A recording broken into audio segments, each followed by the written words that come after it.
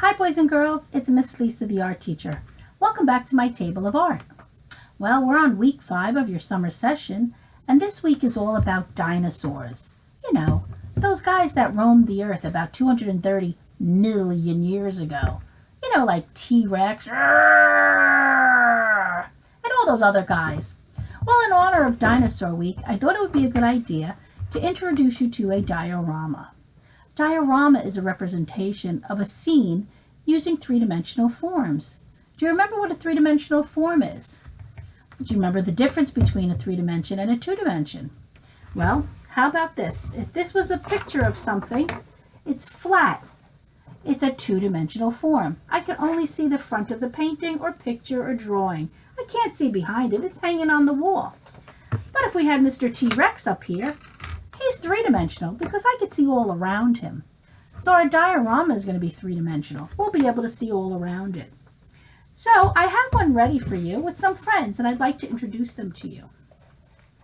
How about we start with T-Rex, because you've already met him in real life. Arrgh! He's the blue guy. T-Rex is a meat eater. He's the mean guy. Everybody's afraid of T-Rex.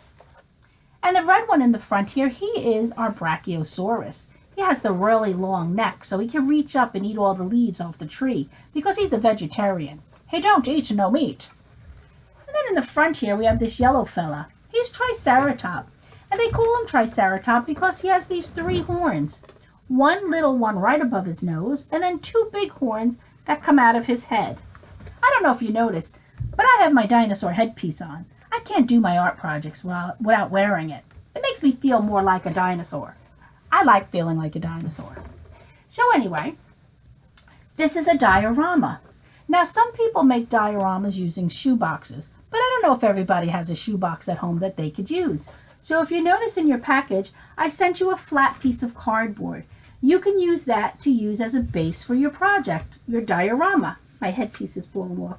Okay, so I also sent you some blue construction paper and some green construction paper, just to help you out. If you want to use the green construction paper, say as grass, you could glue that to the bottom of your cardboard.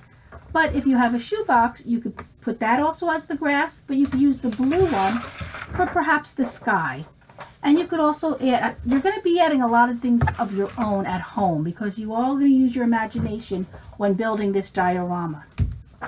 If you use the blue for the sky in a shoebox, you would glue this into the shoebox, and maybe you might want to add cotton balls for some clouds, or you can draw a sky, you could draw the sun, and you could draw clouds, color it in, paint it on.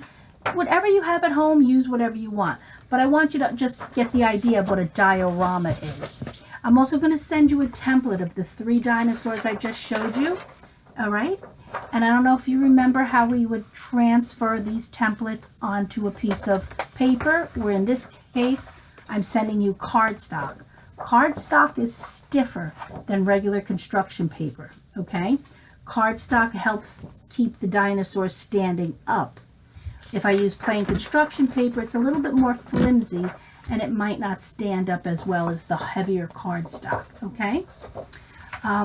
You're going to need glue, because you're going to have to glue the cardstock to the cardboard base. I painted mine because I had primary colors, so I just mixed a little blue and yellow to give like a green effect. It's a little limey, but this way it looks like it's grass. I had some scraps of cardboard around the house, so I just kind of like taped them to the back to create a volcano, and I used a marker to color it in. And I created a big tree so my Brachiosaurus could eat it. But it's a 3-dimensional shape. You could see around this whole diorama. It's not flat like a painting or a drawing. All right? So let's go over again how we transfer the images from the template onto the paper. Remember, let's start with our Triceratop. He's the one with the 3 horns, the one above his nose and the 2 big ones coming out of his head. So what we're going to do is we're going to get a pencil. Here's my pencil. All right. And you're going to trace over the outline on the template. Trace it heavy. You want to be able to see it. I'm going to do it while you do it, okay? Let me get a tape of this here so you can see what I'm doing. I'm going to just trace right over my Triceratops. See how I'm taking my pencil and I'm tracing over it. And I want you to do the same thing. Now I'm doing this upside down, so it's a little difficult. And if you notice, I'm doing it without glasses. Why? Because the reflection on my glasses is so bad you can't see my eyes. So I'd rather you see my eyes than see this glaring light coming out of my glasses. Even though I can't see what I'm doing, but I want you to see my eyes. So let's trace the Triceratops. So everything you see here, just trace with your pencil.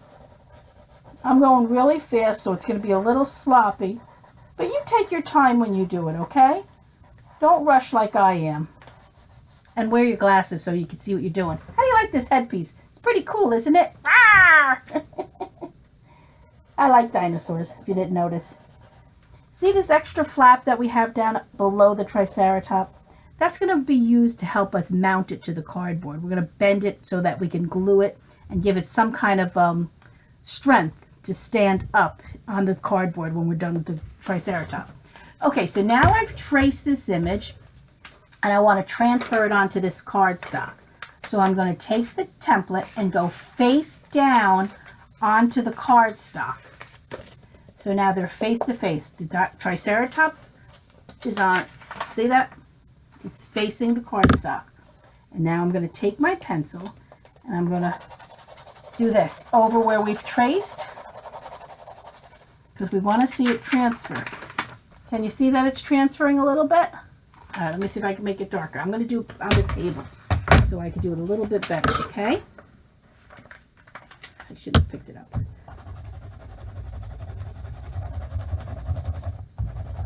I'm just rubbing with my pencil on an angle over where I traced the Triceratops before.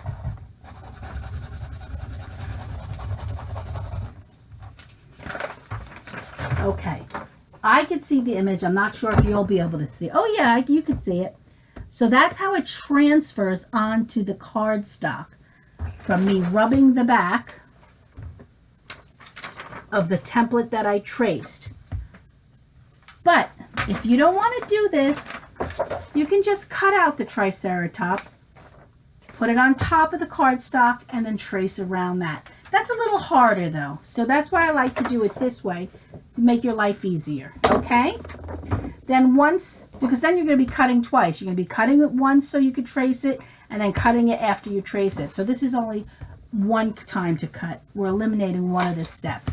And then you're going to cut out your dinosaur, okay? So I like to cut around it first to make the cutting easier. So now I have just this part, and now I'm going to start cutting him out. But I'm going to have to put my glasses on because I can't see. So let me see. Okay, you can see my eyes. When my head's down, you can see. Okay, so I'm going to start cutting out my Triceratops. This is the cardstock that I'm cutting it out on. And don't worry if you're not perfect. It doesn't matter.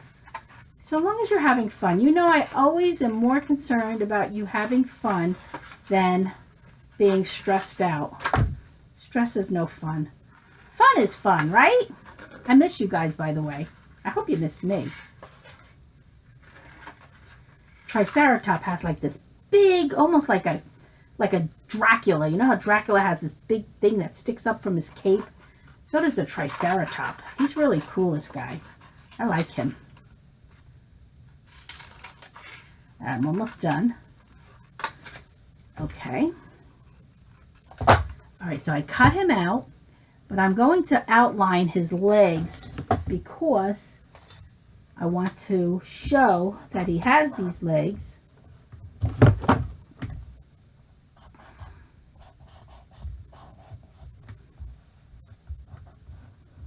Before I fold him, okay?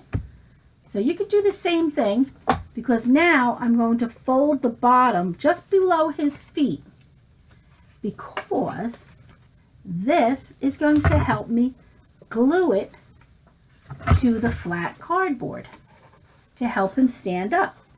This would be perfect. You see that? It would be perfect. But before I do that, I'm going to decorate him. Either I'm going to color him with crayons or markers or even paint. You can do the same. Use whatever materials you have at home. This is very versatile. You can do whatever you want, use whatever you want for this project. But the point is that you understand that a diorama takes two-dimensional forms, two-dimensional shapes, and makes them into three-dimensional forms, like this. So here's a flat piece of cardboard that now becomes three-dimensional. Okay? So use whatever you have at home to add to your diorama. If you want to try to make a river, maybe aluminum foil crinkled up could create like the illusion of water. Maybe some brown paper crumpled up could make rocks. Use the cotton balls for clouds. Draw, paint, create. Use your imagination. I know you can do it. And when you're done, I would love it if you take a picture and send it to me. I haven't seen anybody's projects. My hair's falling out. Whoopsie. But I still love this headpiece. Well, boys and girls, have a good time. Enjoy this project. And I look forward to seeing you again. All right, enjoy the rest of the summer. This is Miss Lisa, your art teacher, saying ciao for now from my table of art. Be good, kids. Use your imagination. Have fun. Yay! Where's T-Rex?